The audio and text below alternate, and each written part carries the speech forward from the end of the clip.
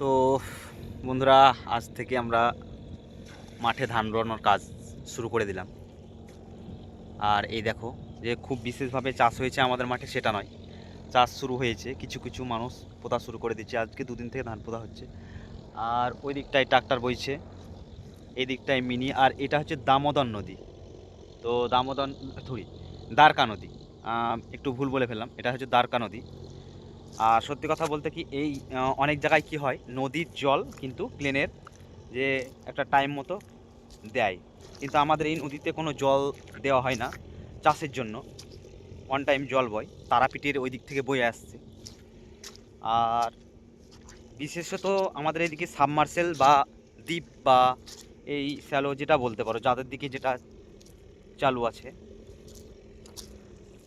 আমাদের বাড়ি হচ্ছে ওই, দেখো ওই দূরে দেখা যাচ্ছে, ওইটা ওখানে আর কি, ওই গ্রামটা। তো মাহাজ মাঠ থেকে অনেক দূর। আমরা ধান চাষ মানে ধান রোয়াতে চলে এসেছি। আর এই দিকটায় দেখো সর্ষে চাষ করা আছে। এই দিকটা কামারপুর ছাতারপুর নাম আছে। তো যাই হোক, সবাই মিলে চাষ শুরু করে দিয়েছে। আর জানি না কাদের দিকে চাষ শুরু হয়েছে। তো অবশ্যই একটু মানে কমেন্ট করো যে কাদের দিকে চাষ শুরু হয়েছে। তো অবশ্যই দেখানোর চেষ্টা করছি। আর একটু দেখো, একজন চাষির সঙ্গে দেখাবো পিছুন এবার কীরকম কী হয়েছে।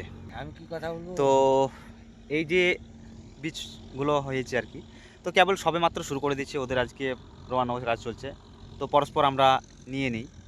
আর দেখো, ওকে কিছু প্রশ্ন করবো, আশা করছি, দেখা যাক, তোমরা একটু দেখো। তো আমাদের সম্পর্কে দাদু হচ্ছে। দাদু, কতখানি ধান পুঁতবে এই বছর? আমি 2.5 বিঘা পুঁতবো। 2.5 বিঘা মতো। হ্যাঁ। আর তোমার বিচুন কোনটা? পিছন ওইটা। এই এই মারা হয়েছে এটা নাকি? হ্যাঁ। আচ্ছা, তো আজকে মারলাম, তাও আমি জিজ্ঞেস করলাম, কারণ আর ওই দেখো আরেকজন পুঁতছিলাম, ওখানে ওর একটু পরনদা যাকে বলে লাগবে, তো কালকে পুঁতেছে, সেই কারণে পরনদা দিচ্ছে। আর চাষ মোটামুটি 2-3 দিন হলো শুরু হওয়া। হুম। তো এইটাই বলবো। আর দেখো এইদিকে এই সাবমার্সেল থেকে এই জমিগুলো চাষ হচ্ছে। তো যাই হোক, কাদের কাদের দিকে ধান চাষ শুরু হয়ে গেছে অবশ্যই একটু কমেন্ট করবে। আর তলজোড়া কত কেজি করে দিবা মনে করছো? 2 কিলো 2 কিলো। 2 কিলো? কি কি দিবা ভাবছো? আর সব নতুন জোড়া এসছে, কি কি বুঝছে? 10, 26, 15, 15 এইসব নাকি? হ্যাঁ। ডিএপি। তো যাই হোক, আর ওই গ্রামটাকে বলছে ঝাঁঝরা, সামনেই দেখতে পাচ্ছ ঝাঁঝরা গ্রাম। অত আর দূর দেখা যাচ্ছে। এইটা সর্বংলা গ্রাম, সর্বংলাপুর আর কি, কালীদহ সাবলদহ এই দিকটায় আছে।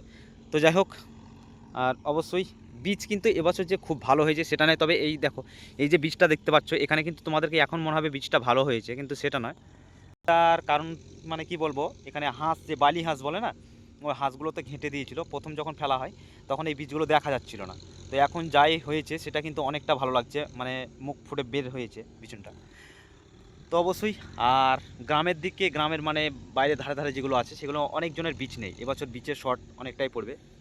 তো দেখা যাক কীভাবে চাষ হচ্ছে, আর কাদের কাদের দিকে কেমন বীজ হয়েছে, আর কারা কারা একটু চাষ শুরু করেছে অবশ্যই একটু কমেন্ট করে জানাবে। আজকের এই মিনি ব্লগটা কেমন লাগলো অবশ্যই একটু জানাও।